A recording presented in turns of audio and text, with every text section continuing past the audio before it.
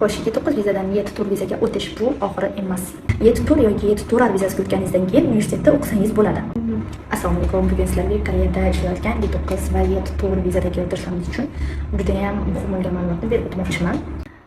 9 vizadan 7 tur vizaga o'tildi. Endi bundan keyin qanaqa vizaga o'tsa bo'ladi? Bu vizaga o'tish uchun nimalarni tayyorlab borish kerak oldindan? Shunga o'xshash savollar juda ham ko'p kelyapti. Yurtdoshlarimizga shu viza o'zgartirishda, ya'ni 9 dan 7 tur yoki 7 tur vizasiga o'zgartirishda yordam berib kelyapmiz. Xo'sh, 9 vizadan 7 tur vizaga o'tish bu oxiri emas.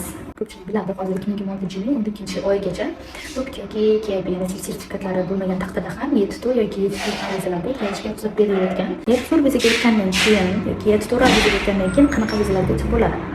7 tur vizadan F299 vizaga o'tiladi. 7 tur vizadan bo'lsa F2 vizaga o'tiladi. 7 tur vizadan F299 vizaga o'tish uchun 5 yil uzluksiz ishlashingiz kerak. Agar o'rtada down vizaga shu ishingizda qanaqadir muammo chiqib yoki ish joyingiz berkilib down vizaga o'tadigan bo'lsangiz, o'sha downgacha ishlab kelgan shu 7 turda ishlab kelgan muddatingiz downga o'tganingizdan keyin kuyib ketadi va yana shu downdan 7 turga o'tib ish boshlaganingizda ana shu muddat ham hisoblanadi 5 yil. 7 turar vizadan F2 vizaga o'tishni tushuntirib o'taman. F2 vizaga o'tish uchun siz 7 turar vizasida 2 yil ishlashingiz kerak va topik tur yoki diabet 4-darajani olib berishingiz kerak hamda yillik daromad talabini bajarishingiz kerak. Har yili shu 3-oyda yillik daromad e'lon qilinadi. Shu yerda yozilgan F2 talabida beriladigan yillik daromadga javob berishingiz kerak. F299 yoki F2 vizadan boshqa qanaqa vizalarga o'tsa bo'ladi deb so'raydiganlar uchun tur yoki 7 turar vizasiga o'tganingizdan keyin universitetda o'qisangiz bo'ladi.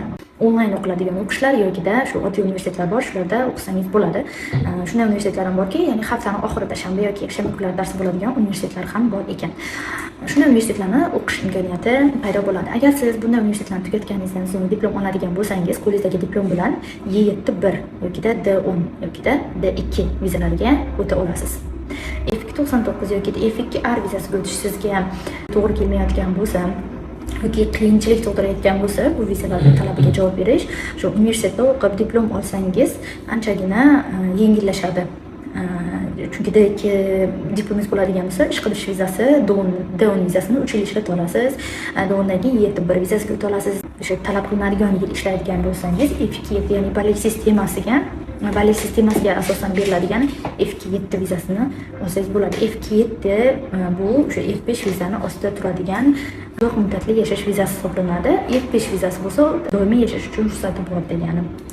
Yana bir bor eslatib o'taman. Shu yilning 12-oyning 31-sanasigacha til sertifikatlari talab qilinmagan holatda 7 turar yoki 7 tur vizasiga o'zgartira olasiz. Bu vizaga shu til sertifikatsiz o'zgartirganingizdan so'ng 2 yil ichida siz til sertifikati olib berishingiz kerak. Agar 2 yil muddat ichida talabga javob bermasangiz, vizangiz faqatgina 6 oyga uzaytirib beriladi.